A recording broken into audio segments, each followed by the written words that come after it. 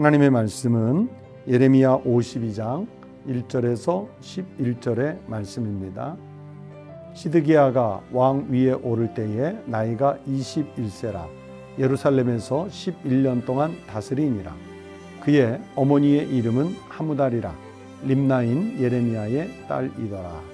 그가 여호야김의 모든 행위를 본받아 여호와 보시기에 악을 행하니라.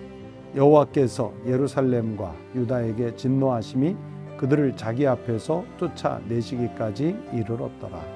시드기야 제9년 열째 달 열째 날에 바벨론 왕 느부갓네살이 그의 모든 군대를 거느리고 예루살렘을 치러 올라와서 그 성에 대하여 진을 치고 주위에 토성을 쌓음에 그 성이 시드기야 왕 제11년까지 포위되었더라.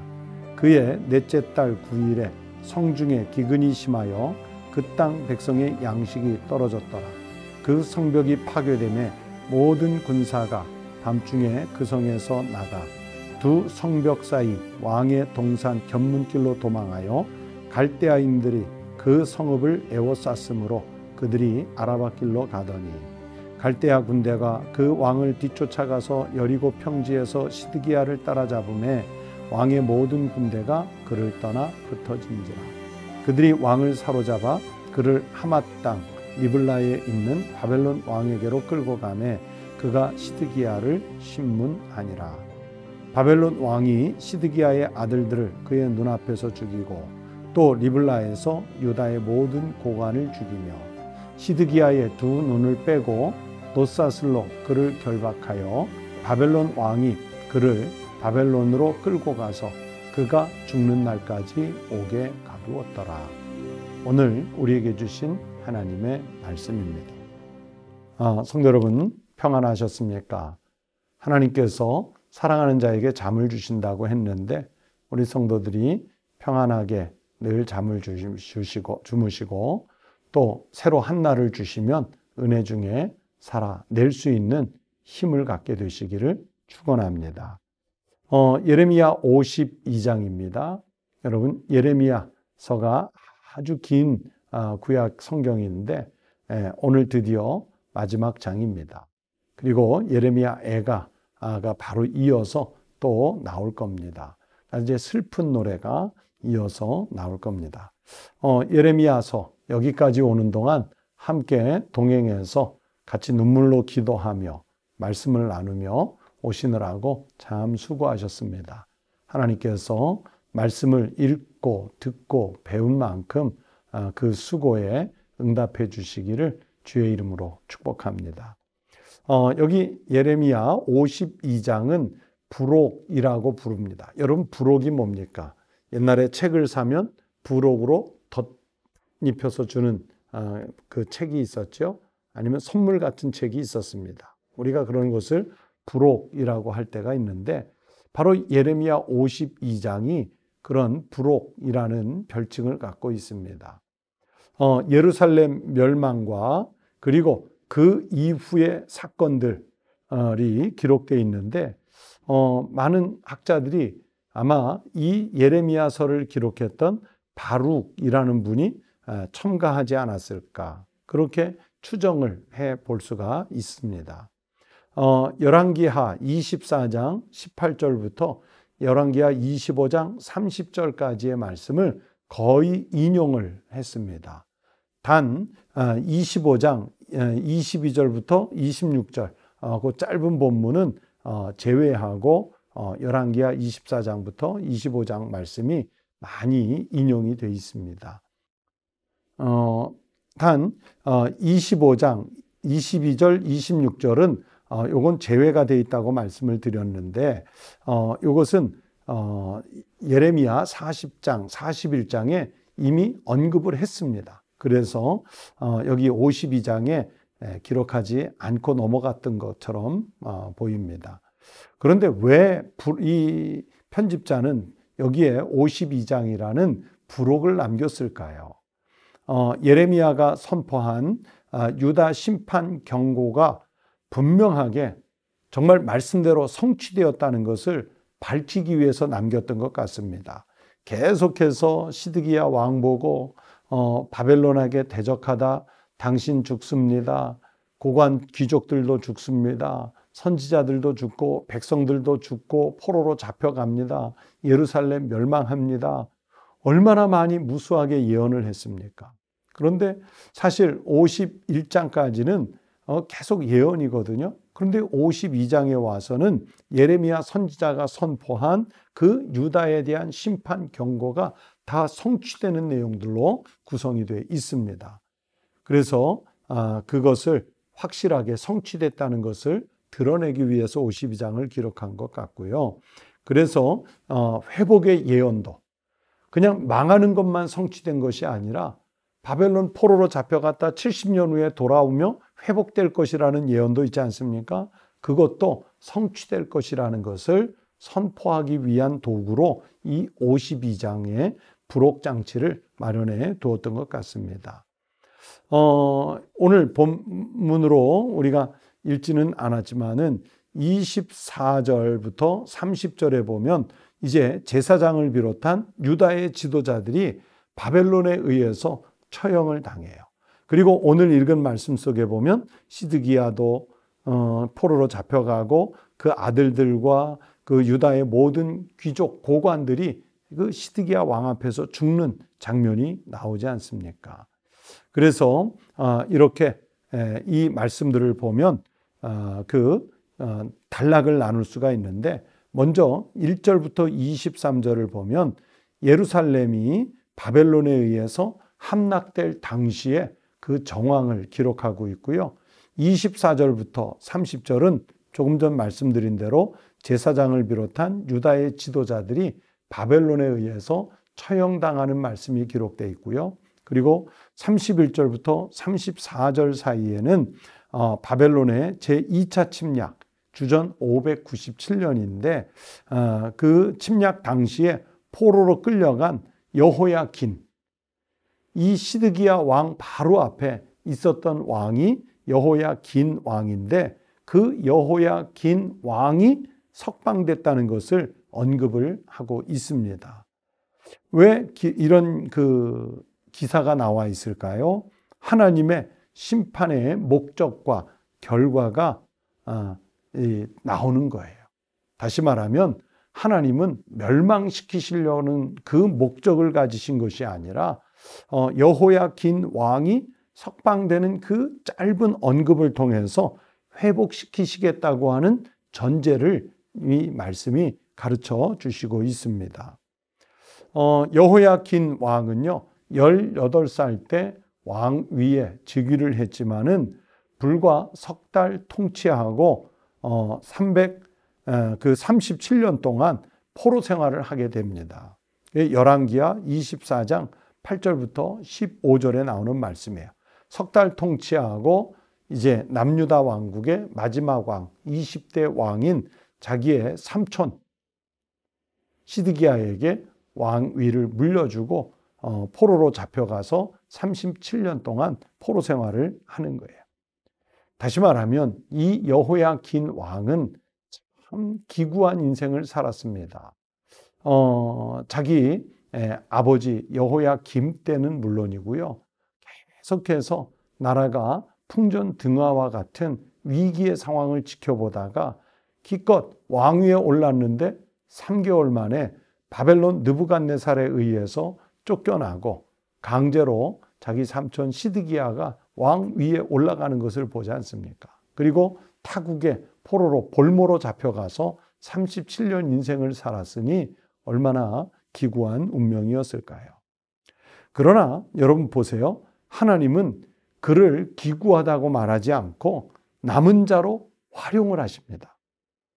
다윗 가문의 맥을 잇게 하시는 그 중간의 통로로 이 여호야긴을 활용하시는 거예요. 그래서 이 여호야긴은 비록 포로로 잡혀갔지만은 32절 말씀에 보면 다른 왕들 또는 다른 볼모들보다 바벨론에 의해서 후한 대접을 받습니다. 제가 말씀 읽어드릴 테니 보십시오.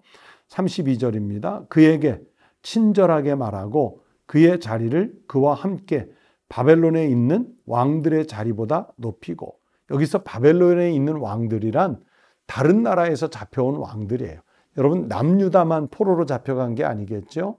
우리가 예레미야서 계속 읽어오면서 보셨겠지만 모압, 암몬, 또는 게달, 이런 많은 나라들이 다 포로로 잡혀가게 되지 않습니까? 그 왕들이 많았는데 이 여호야긴 왕이 다른 어떤 볼모나 다른 왕들보다 오히려 더 높은 자리에 있을 만큼 그렇게 후한 대접을 받습니다. 이제 이런 장면들이 바로 하나님의 은혜였다라고 말씀을 드리겠죠. 하나님의 은혜로운 섭리입니다. 그래서 이 여호야긴을 통해서 하나님은 이렇게 회복시키실 것을 예표해서 보여주시는 것이고, 하나님이 회복시키시면 얼마든지 다시 풍성해질 것을 가르쳐 주시는 겁니다.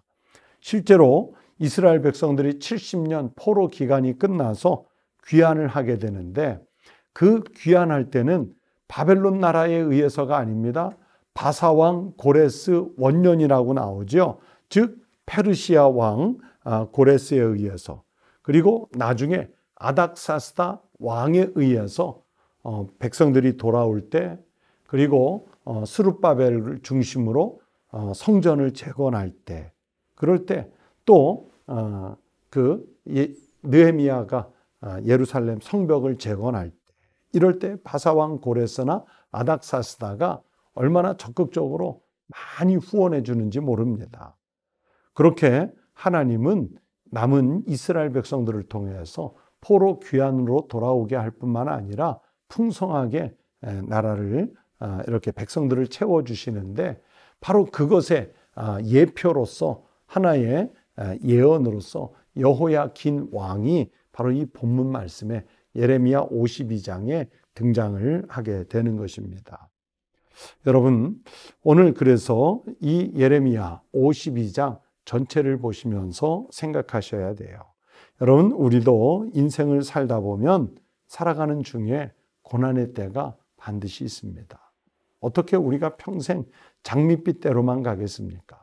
넓은 길로만 갈 수 있겠습니까? 평탄한 길만 갈 수 있겠습니까?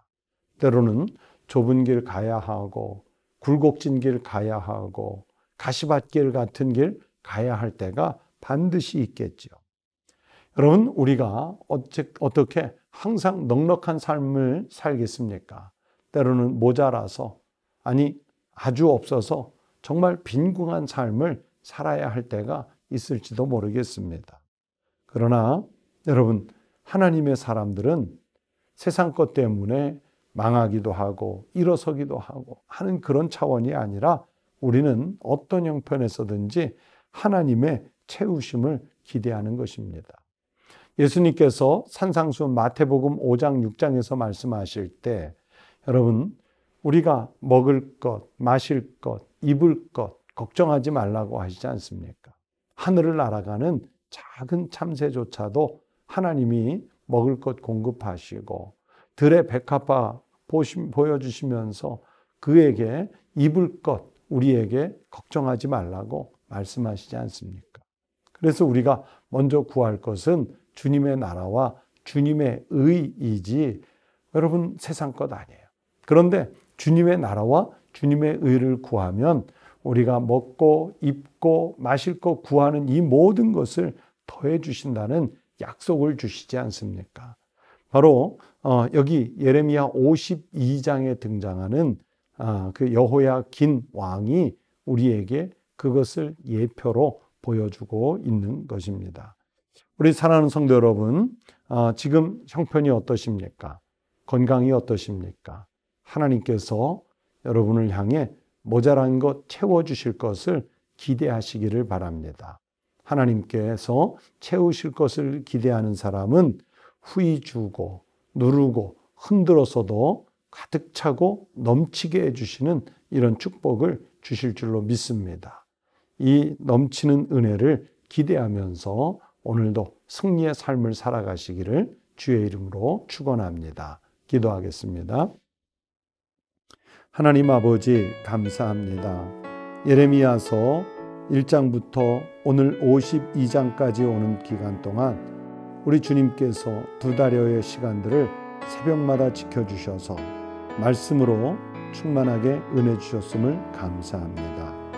남유다 이스라엘이 그리고 이제 예루살렘이 멸망해 가는 이 과정을 지켜보면서 하나님, 우리가 더 하나님 앞에서 겸손할 수 있게 하여 주시옵시고, 또 하나님께서 멸망해 가는 와중에도 회복을 선언하신 것처럼 우리 주님을 믿고 따르는 백성들은 주께서 반드시 채우시고 주께서 반드시 회복해 주신다는 사실을 믿고 담대하게 오늘도 하나님 뜻을 구별하여 살아가는 주의 종들이 되게 하여 주시옵소서. 하나님, 예레미야서를 공부해 오는 동안 우리에게 채우신 은혜와 축복을 기대하며 하나님, 저희도 나라와 우리 국민, 우리 시대, 우리 민족을 위해서 그렇게 품고 기도할 수 있는 눈물의 선지자 예레미야와 같은 성품을 갖게 하여 주시옵소서.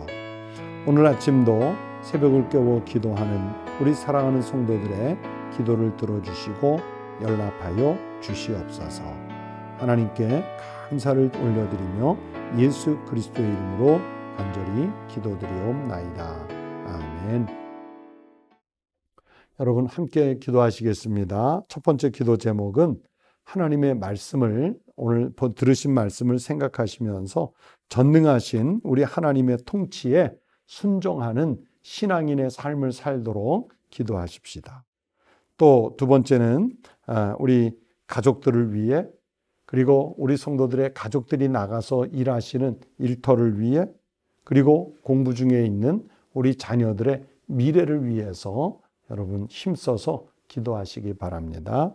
그리고 세 번째는 하나님의 모든 피조물, 자연 환경, 그리고 생태계가 잘 보존되어서 하나님 나라가 이 땅에 창조 질서로 보존될 수 있도록 여러분 위해서 기도해 주시기 바랍니다.